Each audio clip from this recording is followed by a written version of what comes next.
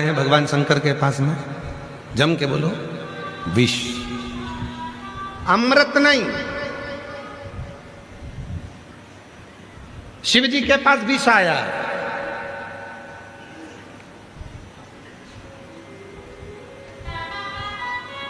एक गांव में एक व्यक्ति कथा कर रहा है, तो कथा करते करते वो जजमान से लड़ लिया। जजमान बोले लड़ाई, हमने पूछा क्यों लड़ लिया, तो लड़ाई इस बात की हुई है कि वो साड़ी चढ़ाया भागवत जी पे, तो ऐसी चढ़ाया कि जो कोई पहन ना सके। तो हमने कहा शिव पुराण पढ़ लेते एक बार, उसमें लिखा है शंकर जी के पास विष आता, अमृत नहीं।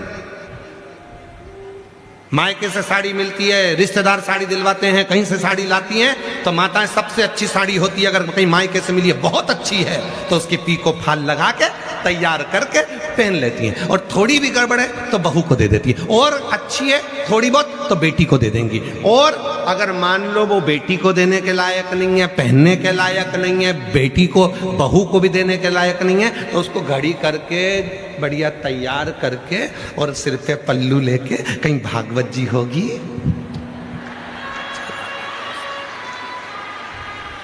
उस पे चढ़ा देंगे। अब ये सोचेंगे कि पंडित जी की लुगाई पहन लेगी, पंडित जी की लुगाई और ऐसी पहने दे देता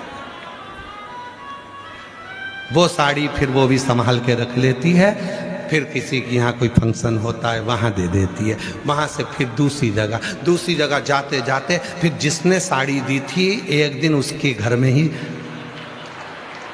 कार्यक्रम था, और वो साड़ी जैसे गिफ्ट खोला तो मालूम पड़ा अपनी है। इतने में बहू बोली मम्मी तुमने तो ये कथा में चढ़ाई थी, बताओ महाराज की लुगाई ना जाने किसको दिया, बताओ।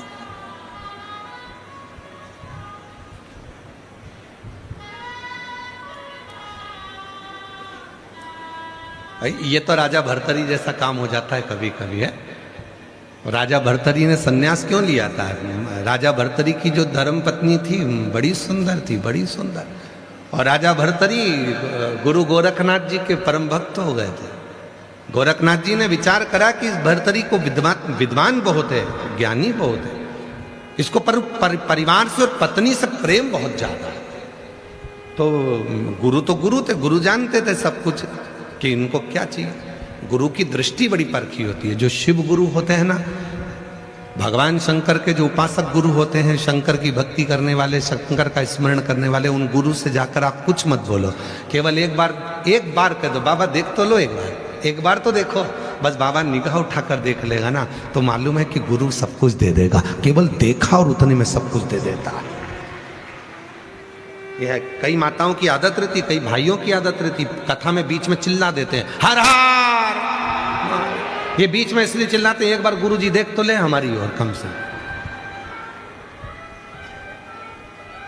एक बार तो देखें कम से कम। तो वो राजा भर्तरी गोरखनाथ जी जान गए ये भक्त बड़ा बिरला है, और परंतु ये अपनी पत्नी के आसक्ति में, पत्नी से बहुत प्रेम करता है, अपनी पत्नी से इतना प्रेम करता है कि ये एक मिनट उससे नहीं छोड़ता। तो एक दिन गुरु गोरखनाथ जी ने बड़ी कृपा करी, और बड़ी कृपा कर गुरु गोरखनाथ जी ने कह दिया राजन मेरा मन करता है मैं तुझको एक फल दे दूं, तेरे जैसा राजा पूरी दुनिया में रहना चाहिए, इतना प्रतापी राजा पूरी दुनिया में रहना चाहिए, सब दूर विजय प्राप्त करने वाला राजा पूरी दुनिया में रहना चाहिए, तू जवान रहेगा तो पूरा राज्य अच्छा चलता रहेगा। भगवान गुरु गोरखनाथ जी ने एक फल लिया, राजा को दे दिया, राजन ये फल तू खा लेना, तू कभी बुढ़ा नहीं होगा तो कभी बुजुर्ग नहीं होगा। राजा फल लेकर गया, और राजा फल लेकर गया और उस फल को राजा ने अपनी पत्नी को बुलाया, धर्मपत्नी आई, बड़ी सुंदर। रात्रि का समय, राजा ने फल निकाला अलमारी में से, पत्नी को दिया, सुन ये वो फल है जिसको तू खाएगी तो कभी बूढ़ी नहीं होगी, कभी बुढ़ी नहीं होगी, तू ले ये फल। रानी ने फल लिया। राजा बोला कि मैं तुझे इतना प्रेम करता हूं, अगर मैं फल खाऊंगा, मैं जवान हो गया, तू बूढ़ी हो गई तो मुझे अच्छा नहीं लगेगा, इसलिए तू जवान रहे, मैं बूढ़ा होऊंगा, चल जाए। राजा ने फल रानी को दे दिया। रानी ने फल अलमारी में रख दिया, नहीं खाए। रानी दूसरे दिन रात्रि को, रानी दरवाजे पर एक द्वारपाल था, राजा के दरवाजे का चौकीदार, उससे बहुत प्रेम करती थी। रानी उसे चाहती थी। रानी वो फल लेकर द्वारपाल के पास पहुंच गई। द्वारपाल के पास जाकर गले लगकर फल देकर कहा कि यह फल मैं तुम्हारे लिए लाई हूं। इस फल में क्या है? मैं चाहती हूं ये फल गुरु गोरखनाथ ने दिया है, इस फल को जो खाएगा वो जवान रहेगा, कभी बुढ़ा नहीं होगा। रानी ने कहा मैं तुम्हें बहुत प्यार करती हूं, मैं चाहती हूं कि मैं बूढ़ी हो जाऊं पर तुम कभी बूढ़े ना हो, इसलिए ये फल तुम खा लो। चौकीदार ने वो फल ले लिया, अलमारी में रख दिया। चौकीदार राजा के महल में एक नृत्यांगना नाचती थी, नाचने का काम करती थी। राजा उस नृत्यांगना को प्रेम करता था, वो चौकीदार उस नृत्यांगना को प्रेम करता था। रानी चौकीदार को प्रेम करती थी, चौकीदार को फल दे दिया। पहले समझ लें, भर्तरी प्रेम करते थे, पत्नी को दिया, पत्नी प्रेम करती थी चौकीदार को तो चौकीदार को दिया। चौकीदार प्रेम करता था एक नृत्यांगना को, एक वेश्या को जो नाचती थी। चौकीदार उस वेश्या के पास पहुंच गया, मैं तुम्हें बहुत प्रेम करता हूं, मैं तुम्हें बूढ़ा होते हुए नहीं देख सकता, इसलिए ये फल तुम खा लो, गुरु गोरखनाथ ने दिया था। अच्छा, तुम खाओगी ना, कभी बूढ़ी नहीं होगी। मैं तुम्हें बूढ़ा होते हुए नहीं देख सकता, मैं बूढ़ा हो जाऊंगा, चल जाएगा, पर तुम बूढ़ी होकर मैं तुम्हें नहीं देख सकता। और वो फल उसने उस वेश्या को दे दिया। वेश्या राजा से स्नेह करती थी। साड़ी घूम के पहुंच गई वापस तुम्हारे पास। वेश्या राजा भर्तरी से प्रेम करती थी और वेश्या राजा भर्तरी के पास जाकर कहती है, दुनिया में ऐसा राजा दूसरा नहीं हो सकता। महाराज, मेरी इच्छा है ऐसा अटल राज्य आपका चले, इस फल को आप खा लो। राजा ने पूछा, ये कौन फल है? ये वो फल है जिसको आप खाओगे तो जवान रहोगे, कभी बूढ़े नहीं होगे। राजा ने उस वेश्या से पूछा, सत्य बताना, तुझे ये फल किसने दिया?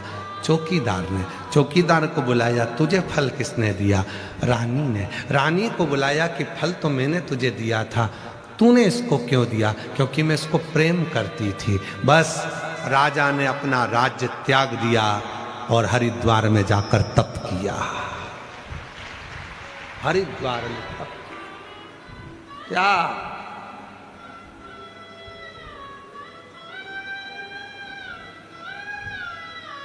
दुनिया के लोगों को लगता है कि ये सब मेरे अपने, मेरे बेटा मुझे चाहता है, मेरी बहू मुझे चाहती, मेरी बेटी मुझे चाहती, मेरे नाती मुझे चाहते, मेरे पंथी मुझे चाहते, मेरा पति मुझे चाहता, मेरी पत्नी मुझे चाहती, मेरा भाई मुझे चाहता, मेरा बंधु मुझे चाहता। फालतू का दिखा, कोई किसी को नहीं चाहता।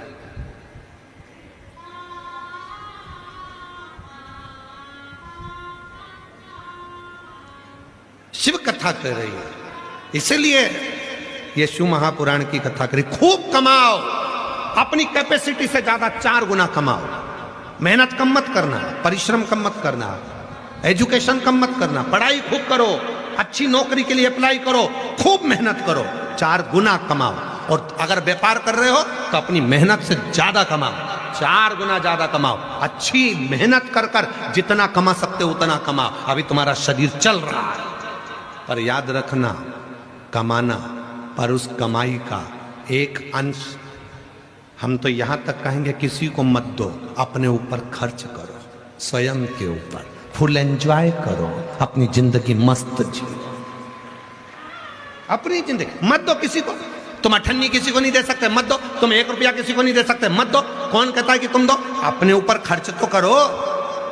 हम अपने ऊपर ही खर्च नहीं कर। बेटा चला रहा एप्पल का मोबाइल, बाप चला रहा कीपैड।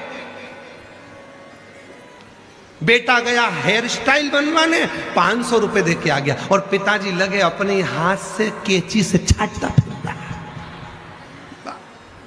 बेटा एक से बढ़कर एक जीन्स और टी-शर्ट, और एक से बढ़कर एक परफ्यूम, एक से बढ़कर एक। और बाप सुबह अगरबत्ती लगाता है तो उसी के धुएं को अपने में चिपका लेता। आजा आजा, चिपक जा, खुशबू आएगी दिन भर मेरे शरीर में, चिपक जा। भगवान को अगरबत्ती घुमा रहा था, खुशबू वाली थी तो थोड़ी सर्ट के पास भी घुमा। कर्पूर गौरम कर्णावतारम संसार सा कुछ गेंद्राणम। अब लोग समझ रहे कितनी अच्छी आरती कर रहा है, आरती क्या खाक कर रहा है, खुशबू घुसेड़ रहा है सब। कर्पूर गौरम कर्णावतारम संसार सा। और बेटा 2 मिनट में परफ्यूम 700 का, ये लगाया ये लगाया। पिताजी वही गाड़ी को दिन भर रमा रहे जो कन्यादान में मिली थी पापा की शादी में, वो गाड़ी आज तक चल रही। और बेटे नई नई गाड़ी जिसमें ओंधे हुए जा रहा है, ऐसी गाड़ी। और पिताजी कमा कमा कर मर गए। आखिरी में घर में इतना बड़ा फोटो टंग गया, प्लास्टिक के फूल की माला चढ़ गई, पंखा चलता तो माला हिलती। बहुएं कहती पापा खुश हो रहे। अरे पापा खुश नहीं हो रहे, पापा कह रहे बेटा हम भी कमा कमा के मर गए, फोटो में टंग गए, एक दिन तुम भी टंग जाओगे, इसलिए शिव पुराण में चले जाओ। कथा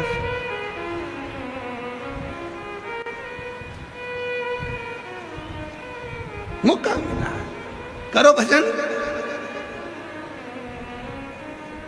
मौका मिला है करो पुण्य, मौका मिला है करो स्मरण।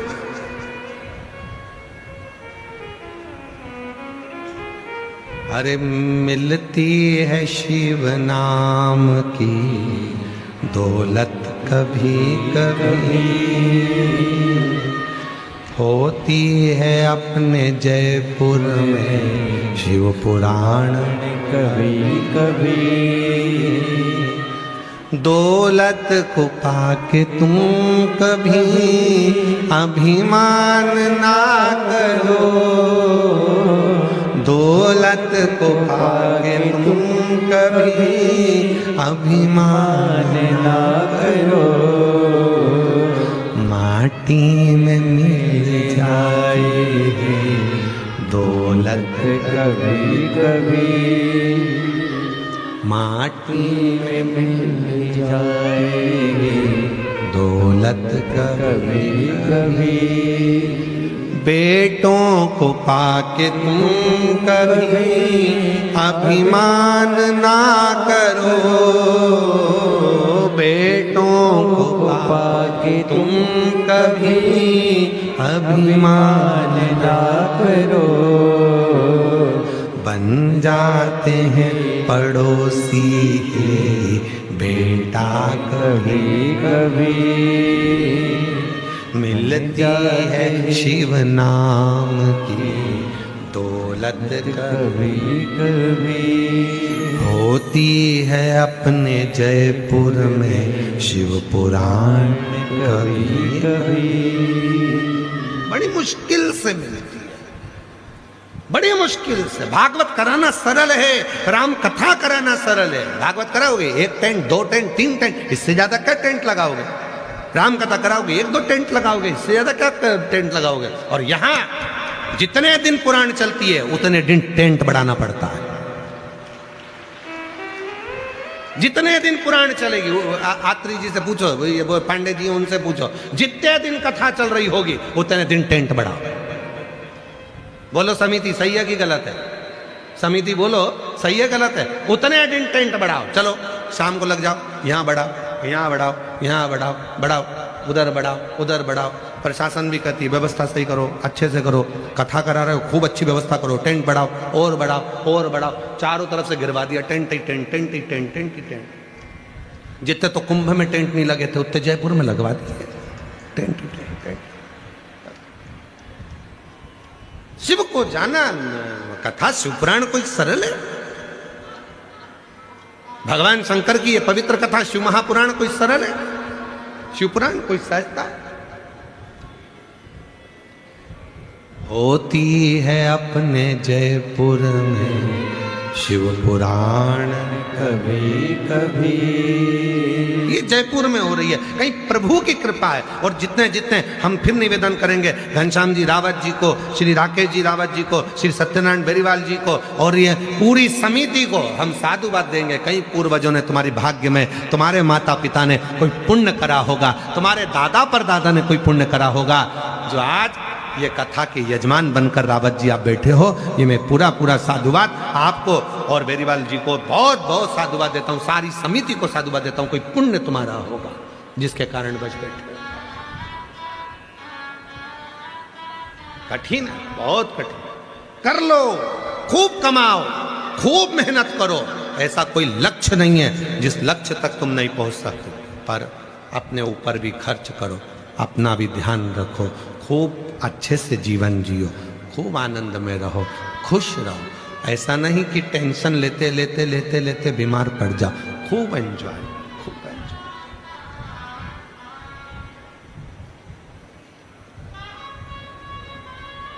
खुश रहो।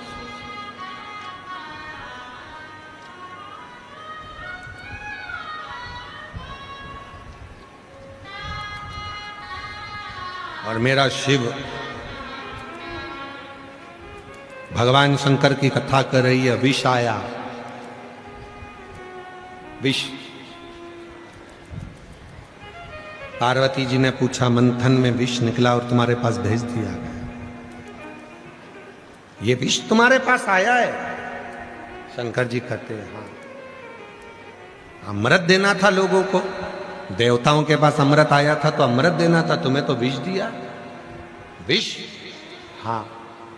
शिव जी कहते हैं कि कोई बात नहीं, मैं ले लूं। कई लोग कहते हैं कि बेलपत्री टूट गई, शिव जी को दें कि नहीं दें, जब वो विष पी सकता है।